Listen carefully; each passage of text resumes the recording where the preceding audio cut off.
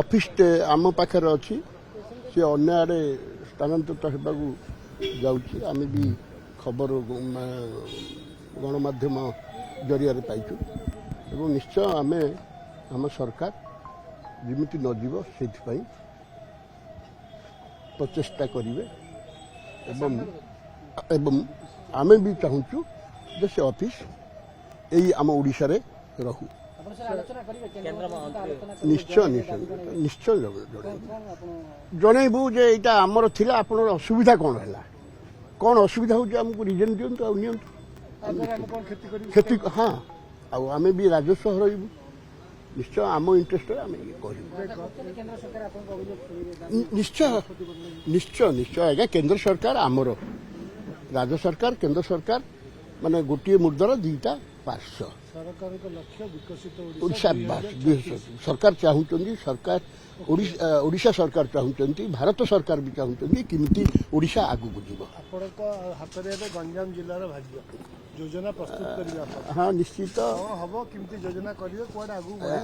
ଏଇଟା ହେଲା ଓଡ଼ିଶାର ସବୁଠୁ ବଡ଼ ଜିଲ୍ଲା, ଯେଉଁଟାକି 13ଟା MLA ସେଗମେଣ୍ଟ ଅଛି।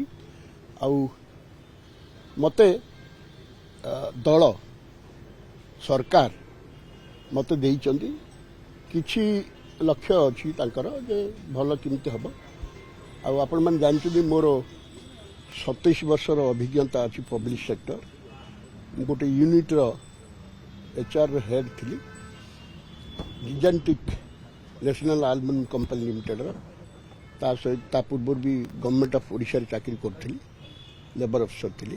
ସୋ ମୋର ଯାହା ଅଭିଜ୍ଞତା ଅଛି, ବାକି ମୁଁ ଯେଉଁ ଅଭିଜ୍ଞ ଲୋକ ଅଛନ୍ତି ସେମାନଙ୍କ ସହିତ ମିଶି ସେମାନଙ୍କୁ ଅନୁରୋଧ କରି କ'ଣ କଲେ ଭଲ ହେବ ତାକୁ ମୁଁ ଯୋଜନା ପ୍ରସ୍ତୁତ କରି ଆଗକୁ ଚାଲିବି। ଜିଲ୍ଲା ଯୋଜନା କମିଟି ମିଳିଲା, ମନ୍ତ୍ରୀପଦ ଆଶା ଗଲା?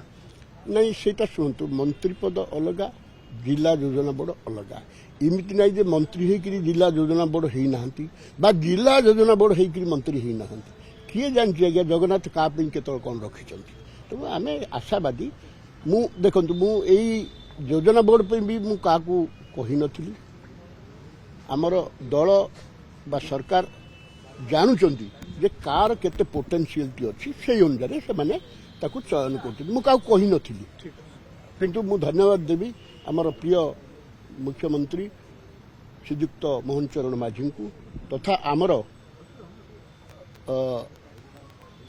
ଭାରତୀୟ ଜନତା ପାର୍ଟି ଓଡ଼ିଶା ଶାଖାର ସଭାପତିଙ୍କୁ ଯେ ସେମାନେ ମୋତେ ମନୋନୀତ କରୁଛନ୍ତି। I am grateful to dam.